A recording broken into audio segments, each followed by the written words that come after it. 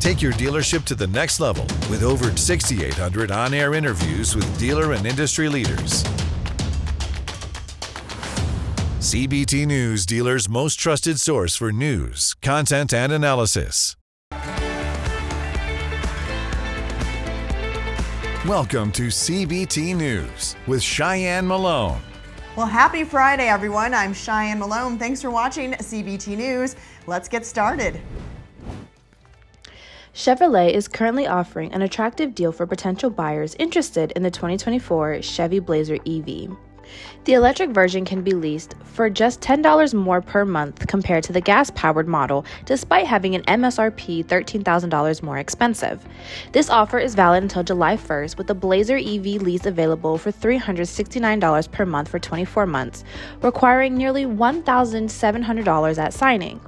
The deal includes a $1,000 discount for non-GM leases and a $1,500 bonus for existing EV or competitive vehicle owners.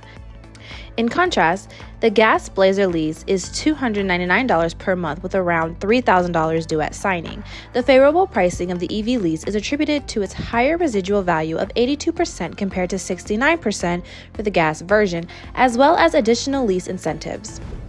Rivian has revamped its all-electric R1 pickup and SUV models for the 2025 model year, enhancing range, performance, and computing power with the integration of NVIDIA chips.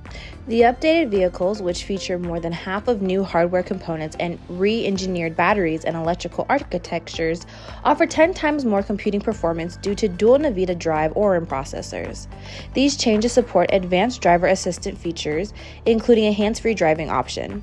Despite maintaining a similar exterior design, the interiors have been upgraded for luxury and charging times have been reduced. Deliveries for the new R1S and R1T models, priced from $75,900 and $69,900 respectively, start immediately as Rivian aims to boost sales ahead of launching its less expensive R2 models in 2026. Hertz Global has made a significant shift in its EV strategy by offering 20,000 Tesla vehicles for sale, marking a pivot from its initial plans to order various EV models. This move reflects a broader slowdown in the U.S. auto industry's electrification push, highlighting challenges in transitioning consumers away from gas-powered vehicles despite a quadruple increase in EV sales from 2020 to 2023. While automakers are now emphasizing hybrid sales, the shift to EV remains inevitable as price align with traditional vehicles, battery technology advances, and charging infrastructure expands. Amidst this, potential buyers can explore purchasing used Teslas from Hertz at around $25,000 and benefit from certified vehicles, warranties, and buyback guarantees. However, buyers may need to consider wear and tear and higher mileage due to frequent rentals before purchase. Fisker faces a grim financial outlook as the EV automaker missed a $3.5 million loan repayment in May, potentially leading to bankruptcy. Despite launching its flagship Ocean SUV, Fisker struggled with software issues and disappointing sales, leading to multiple reductions in production targets throughout 2023. In March, Fisker expressed, quote, substantial doubt about its ability to continue, and its stock plummeted following halted production in Austria and heavy discounting of the Ocean EV. A recent 8K filing disclosed that CVI investments accelerated the repayment demand, pushing Fisker closer to financial collapse. Don't go anywhere. We'll be right back with Tom Condrit, Global Lead for Advanced Analytics at Urban Science, to discuss the company's latest EV microstudy.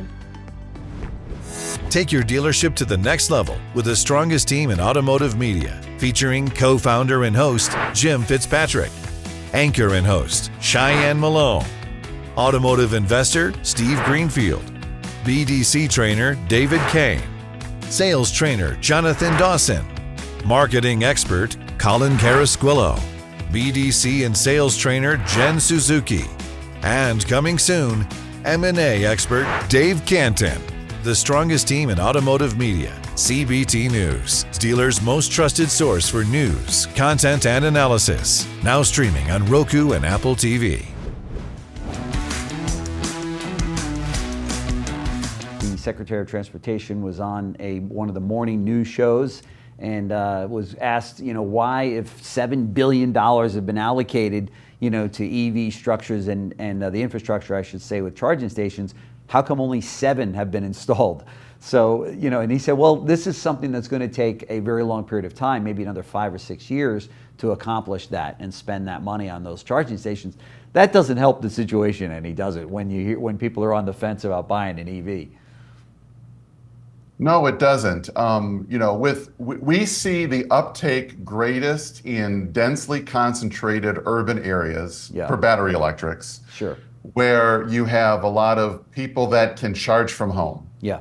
So 80 to 90% of charging now and probably forever into the future will be at home. So when you have folks that have garages, have relatively newer homes that have newer electrical infrastructure in the home, with the 200 amp service and that kind of thing, it's more cost effective to put in a charging station at home. Yeah, it's interesting. We just purchased a brand new home 2 months ago, and as soon as we walked into the garage of this brand new home, there's the big plug waiting for the charging station and the apparatus to be plugged right in. So you're right. The home developers are already in tune with this. So it seems like Toyota got this right, where they said, hey, let's use the hybrid EV as kind of the gateway to a full EV environment, right? An EV structure. And it seems as though that's paying off for them, right? And as it is with others.